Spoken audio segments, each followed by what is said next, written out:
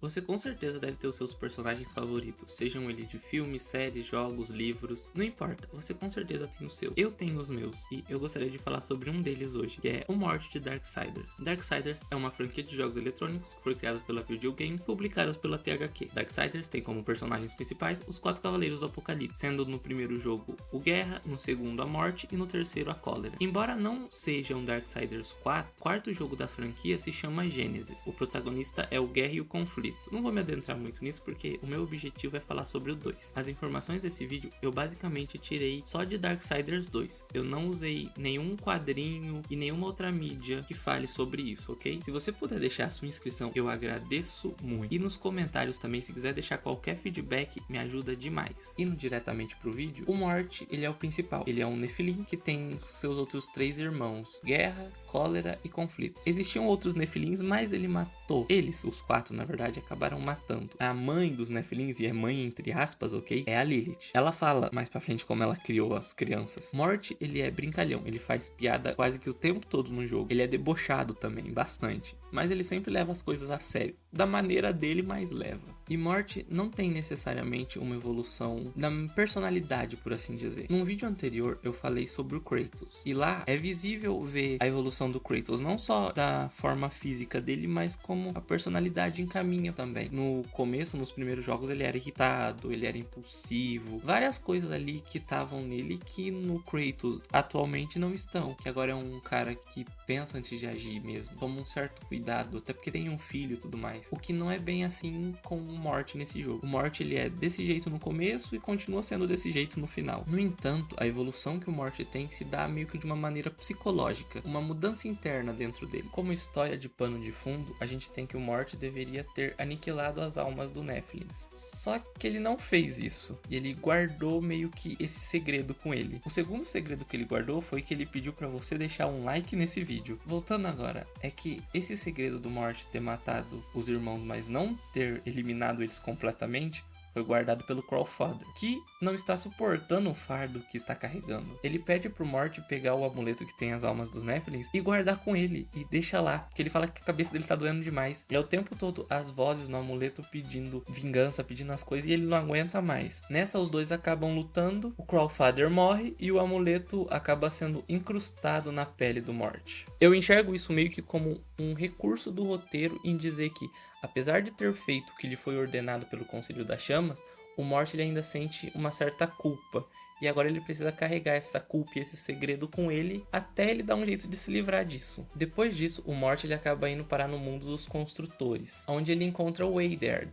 Eu não sei falar esses nomes, ok? Eu acho que eles são baseados na mitologia nórdica e eu tenho dificuldade em falar os nomes das coisas nórdicas. Basicamente, o Eidard diz ser mais velho que o Conselho das Chamas. O velho serve para guiar o cavaleiro no início da jornada. Ele meio que é um mestre, de certa forma, um arquétipo dele, se a gente for pegar ali. Assim, eu creio que seja de mestre, porque ele ajuda muito o Morty em se entender. Ele vai agir como um psicólogo nessa parte. Eidard, no começo, ele pede ajuda do Morty para levar o mundo dos construtores da corrupção. Apesar dele não querer muito ajudar no começo, ele meio que não tem escolha, pois para chegar na árvore da vida, que é o objetivo do Morty, ele vai precisar ser ajudado e vai precisar ajudar também. E meio que a corrupção é culpa dele, de certa forma. Quando o velho precisa reconstruir o guardião para chegar até a árvore da vida, ele acaba tendo que sacrificar a sua vida para isso. O Morty diz pro Eidard que ele vai acabar morrendo se ele fazer isso. Só que ele acaba respondendo de uma maneira bem interessante. Ele fala que esse é o propósito de um construtor, assim como ceifar almas é o da morte. Isso pra mim, ok? Assim,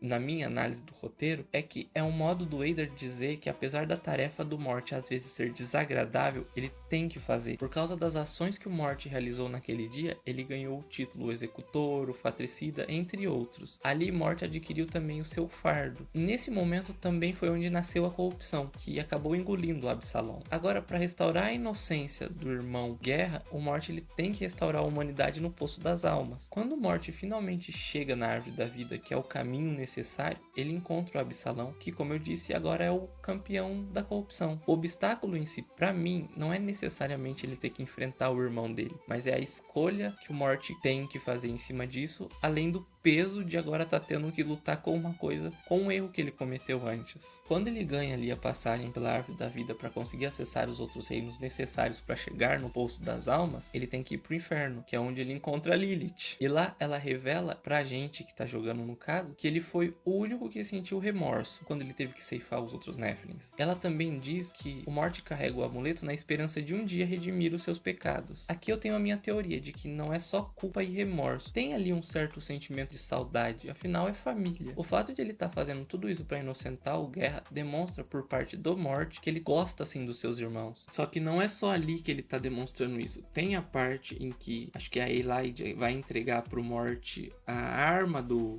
conflito e o Morty meio que pergunta sobre o irmão dele. Se ele não se importasse, convém, ele não perguntaria o que a arma do irmão tá fazendo ali ou sobre alguma coisa sobre ele. Ele nem iria ligar, só iria pegar a arma e ir embora. Mas demonstra ali uma certa curiosidade. Antes do Morty sair ali de onde tá a Lilith, ela diz pra ele seguir o coração no momento em que for tomar uma decisão. Isso vai ser muito importante pra gente tentar entender os sentimentos do personagem lá pra frente, ok? Aí no final, quando o Morty precisa enfrentar o Absalom, que diz também que pra ser derrotado ele vai ter que sacrificar sua alma, Absalom ele diz isso porque o Morty vai ter que fazer tudo de novo, matar um de seus irmãos novamente, passar por aquela dor novamente. Ele teria que perder mais uma vez mais uma parte de si. Novamente ele teria que ser o executor, novamente ele teria que ser o fatricida. Só que dessa vez o pensamento do Morty tá um pouco diferente. O foco dele é na inocência do Guerra, é provar que seu irmão não fez ali o que fez ou dar um jeito de redimir ele pro conselho deixar ele livre. E justamente no final ele tem a escolha de redimir seus pecados ou trazer seus irmãos de volta. A questão aqui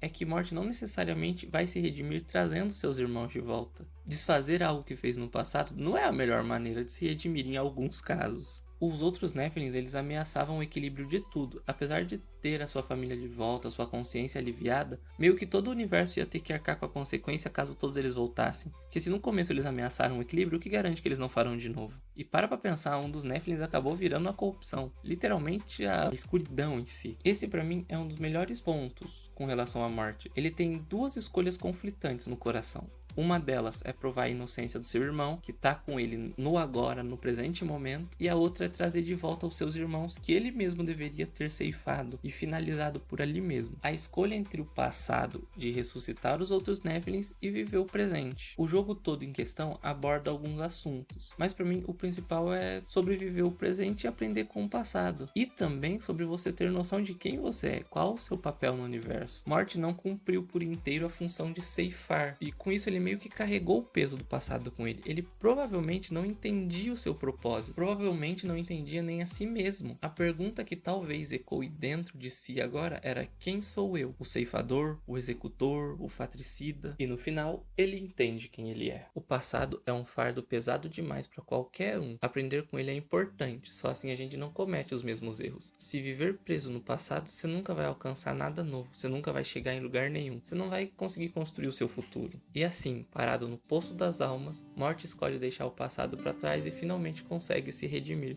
salvando seu irmão. Assim ele escolhe ficar no presente.